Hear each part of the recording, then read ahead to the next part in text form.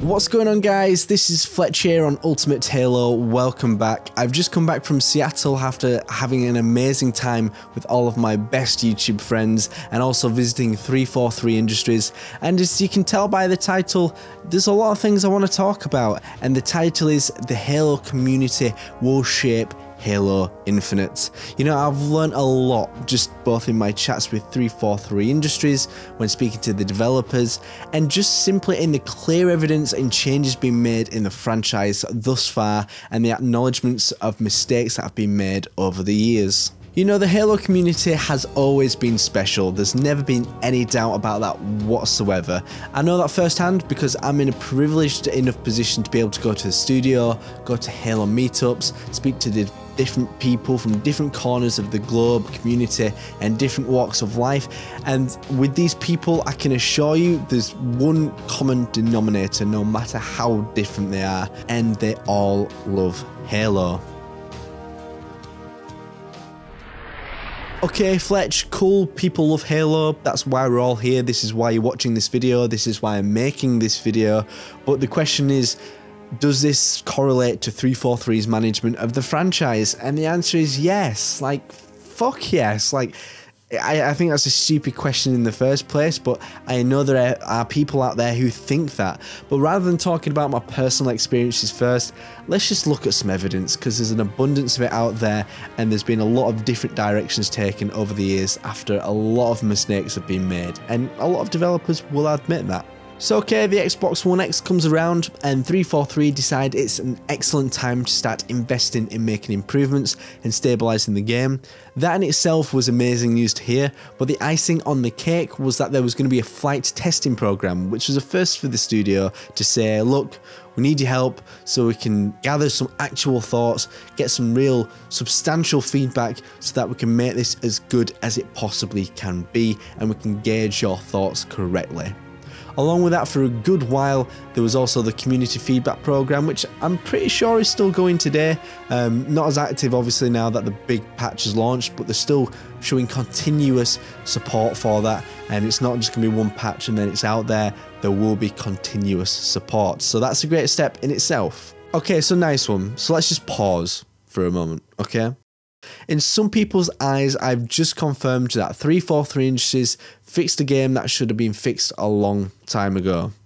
Once again, absolutely 100% yes, I'm not denying that in the absolute slightest, but the approach is the important thing that we're looking at here. Next, there's also another game that I really want to talk about in this respect, but I believe it deserves a lot of credit. And I just take a guess, what do you think it is that's come out in recent time? No? Okay, no, don't worry about it. Well, I'll let you in on a little secret. It's Halo Wars 2.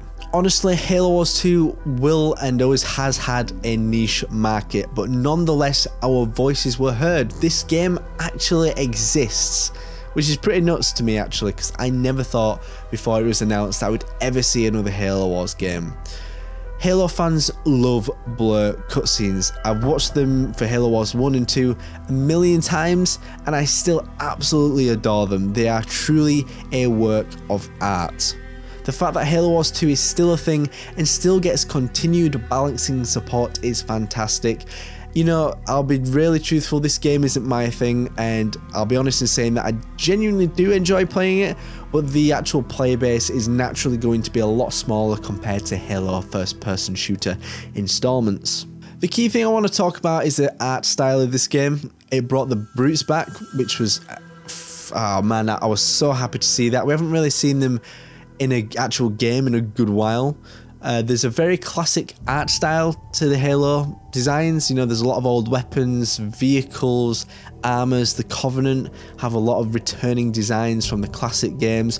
And along with the Flood, the goddamn Flood, Jesus, like, Hidden Xperia probably had a fit when they announced that. I did. I remember going absolutely crazy because it's been long overdue that the Flood were in Halo. If anything, this game was just pure fan service and it was a precursor to the future direction of the franchise. If you actually scour the internet, and particularly on YouTube at the moment, you'll find that there's a very vocal part of the community that want the classic art style back, and Halo Wars 2 was a perfect blend of old and new, and to bring a large chunk of the player base together, because a lot of people are very polarized, because people come into this franchise at very different points. Some people started at CE like me, some people started at 4, some people started at 5, 3, 2, whatever. You get my point, and that doesn't even matter when people started. People like Halo for their experiences, and I don't think we should have one or the other, and which is why I really appreciate some points I'm going to get on to later.